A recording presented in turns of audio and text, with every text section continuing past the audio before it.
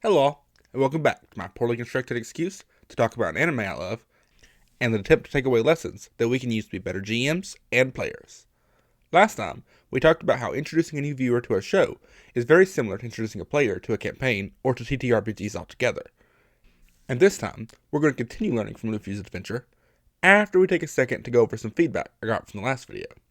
Our first video got more feedback than any other video we've posted, both on YouTube and over on Reddit, where I share most of our videos. And unfortunately, a large part of that feedback was negative, which is fine. Not everyone likes One Piece for starters, and even if you do like it, that doesn't mean it's something you think would be a good idea to draw inspiration from for a Pathfinder or D&D campaign. But I would like to take a second to address some of the feedback we received and try to give my 2 cents on it. Not to say that these people are wrong for having these opinions, but instead to give my 2 cents on why I think One Piece is a great issue to take inspiration from. Timestay on Reddit says, the APs already have enough pacing issues. Do you really want to make that worse? And he's kind of right. Of the many things that you might want to take inspiration from the One Piece world, I would not recommend taking its pacing. The first episode of One Piece aired in 1999, and it's still running strong to this day in 2025. That's one continuing story running for 26 years. And even though we've entered the final saga, I predict we still have a year's worth of content before this story finally draws to a close. But also, I never said anything about adopting One Piece's pacing. Getting inspiration from something is definitely not an all or nothing thing. You can absolutely rip off Oda's character designs or plot structures without taking the better part of 3 decades to complete your story. Pangea Akuma, I'm not sure if I'm saying that right, I hope I am, also over on Reddit said, as an avid enjoyer of One Piece and inspired to create homebrew based off of it, I can't agree. One Piece is not an adventure party. They are a group that gets dragged away by their leader. Now, I could argue that most of the Straw Hat's journey is decided based off of necessity rather than by the whims of Luffy.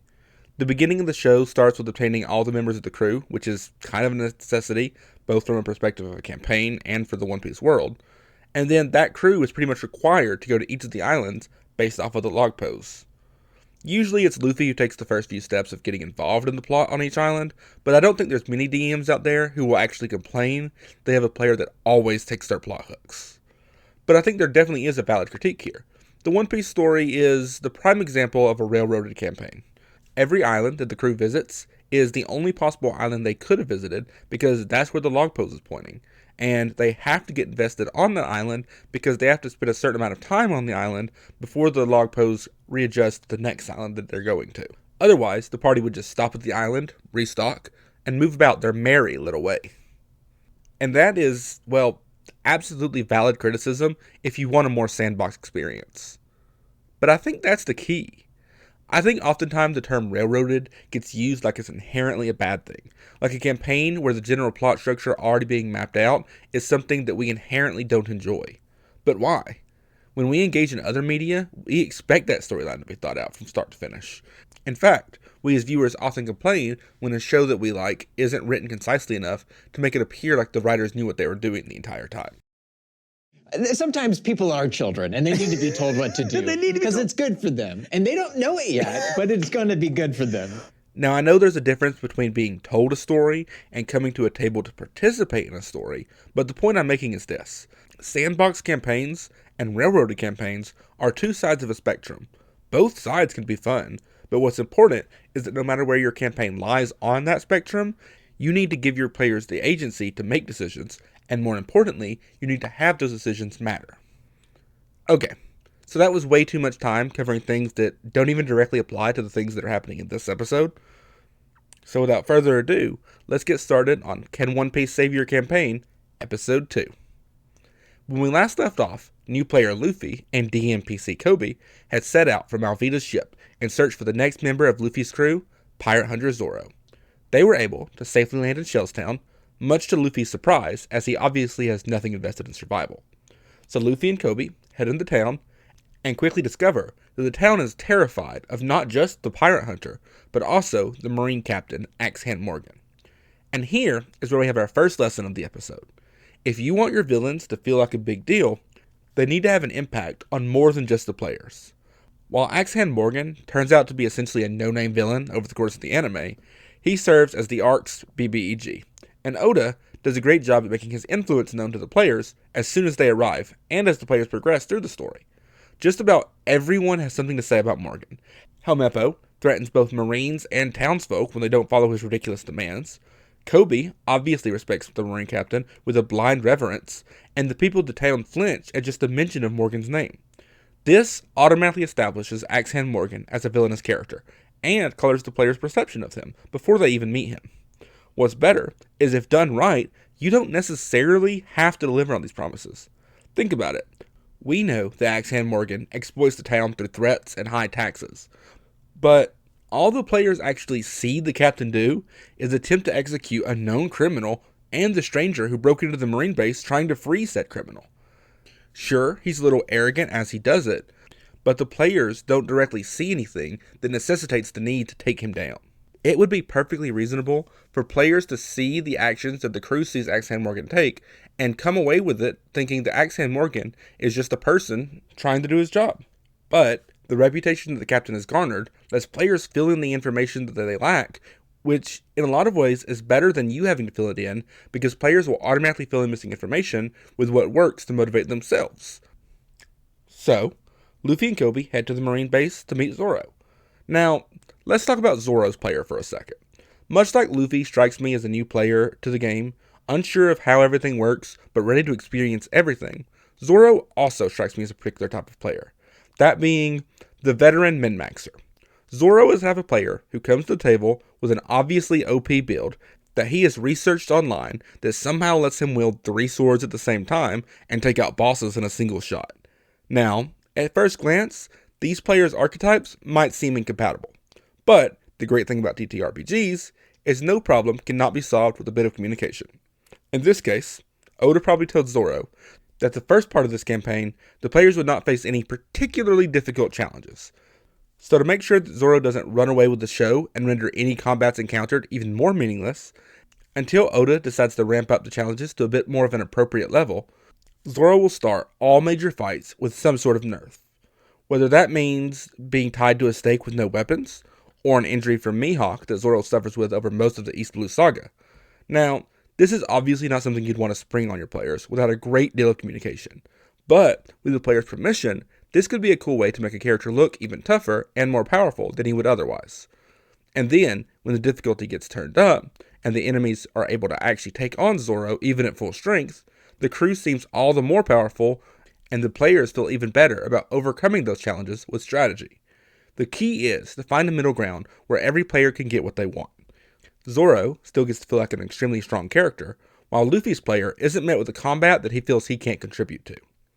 Zoro's introduction also presents us with a second lesson that we can learn to bring to our table.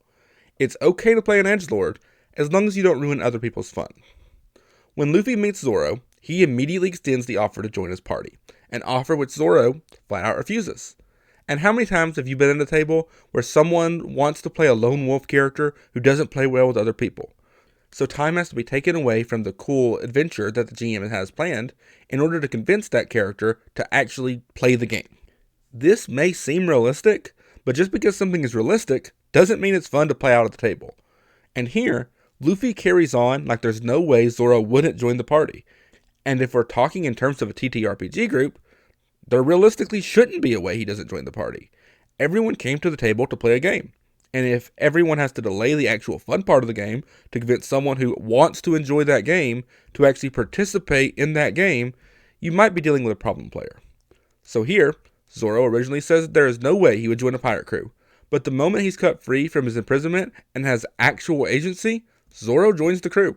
No questions asked, letting the party get to the fun part of taking on the BBEG. And speaking of the big bad evil guy, let's talk about Captain Axe-Hand Morgan for a second. Anyone who has watched a significant amount of One Piece will tell you that Axe-Hand Morgan has no bearing on the wider story arc of One Piece, and really just serves as a plot device to show how strong the party is for being able to defeat him. But I think through a lens of a tabletop RPG, the Axe-Hand combat actually takes on a more significant role. So, get ready for Lesson 3. Let your fights teach your players. I'm of the opinion that fights serve 2 purposes in tabletop RPGs. A combat can either be a challenge to your players to overcome, or a lesson for them to learn. I've already talked for a while that the first couple of major fights don't pose much of a challenge for the crew, but some of them do a really good job at teaching players new lessons. Now, a combat can teach players either the mechanics of the world or the mechanics of the game, and I think the Axe Hand fight does both. First, from a gameplay perspective, the fight makes a point of hitting Luffy with bullets, which are ineffective against him, before switching to a much more useful swords. This is a practical way for Luffy's player on how resistances and immunities work, and the differences between bludgeoning, piercing, and slashing damage. Now, obviously most early game PCs wouldn't have a straight up immunity to bludgeoning damage, but we'll overlook that for the sake of the argument. And also, more importantly, the fight with Captain Axe Hand serves as an introduction to the Marines in the One Piece world. Up until this point, the only villain that the Straw Hats have met have been pirates, and the typical moral structure can be assumed. Pirates are the bad guys, Marines hunt pirates, so they are also the bad guys. But Axe Hand shows the players that the world isn't so black and white. There are pirates who are kind and will sacrifice themselves for others in a heartbeat, just like there are Marines who are corrupt and use the power given by their status to extort the people they're supposed to protect. Morality in One Piece doesn't depend on what organization you're a part of. It's a lot more personal than that, which means the Straw Hat crew has to be a little more cautious of who they can give their trust to. This sentimentality evolves throughout the anime, with Luffy's complex relationship to Kobe. As Kobe rises through the ranks of the Marines, he knows he has to take on Luffy if he sees him again, but he has to struggle with the fact that he likes Luffy. Luffy's a good guy and has helped him out tremendously. But all that starts from the actual first interaction that the players have with the Marines. The crew meets Axe Hand Morgan and finds out he's an awful guy, but the men who swim underneath him are reluctant to do any actual harm. They take in Kobe despite his past dealings with pirates, and even salute the Straw Hat Pirates as they leave the island, before acknowledging that that's against the Marine Code and accept punishment for their actions. It doesn't seem like much, but establishing that the Marines are not a paragon of good in the world allows for characters like Garp and Smoker to be introduced later, whose goals clash with the party's, but can by no means be classified as purely evil characters. Now, the usual caveats apply here. If your players want a world where there's an evil Dark Lich King who is the root of all evil that they can just take out with no moral questions asked, then this probably isn't for you. In that case, you'd probably just want the Marines to be a paragon of good, and if you're playing a good campaign, the party would probably ally themselves with the Marines, or at the very least be the only good pirates on the seas. And that's a perfectly valid alternative. But that's all we've got for this campaign. I know we didn't have quite as much to talk about as we did last episode, but between that one being an introduction to the series and honestly just having a lot more teachable moments, I don't really have an estimate of how long I want these videos to be. I just want to harvest all the lessons that I can and share them with the community. I'm enjoying making these videos, and I definitely plan to do more. But if you enjoy watching these videos, please make sure to like, comment, and subscribe, and come back next time as we get another new crew member and talk about finding the right tone for your campaign. But until then, keep rolling high, and I'll catch you in the next one.